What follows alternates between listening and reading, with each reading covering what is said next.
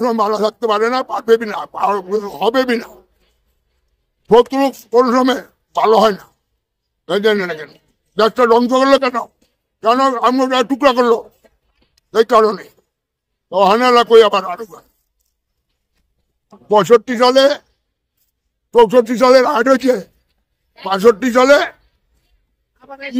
ই করছে এটা, ওই যে 66 হামলা দিল।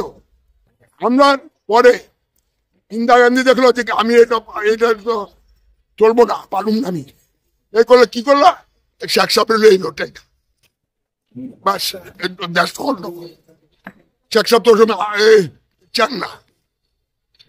কথা একটাই, এইটা দেখা শিখুক, এইটা দেখে শিখুক যে আজকে নেতাগিরি করতে গেলে যদি জনগণের সেবা না করো তোমার পরিণাম কি হবে, তোমাদের পরিণাম কি হবে, এটাই আমার কথা।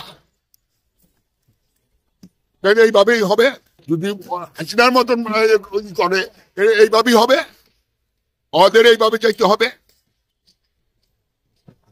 আশা করি না তো হবে না, কেন না চেয়ার আমার কিছু ছিল না, থাকতো বহুত কিছু করতো, তো ওই পিরিয়ডের নেতা চেয়ার আমার, ওই পিরিয়ডের নেতা।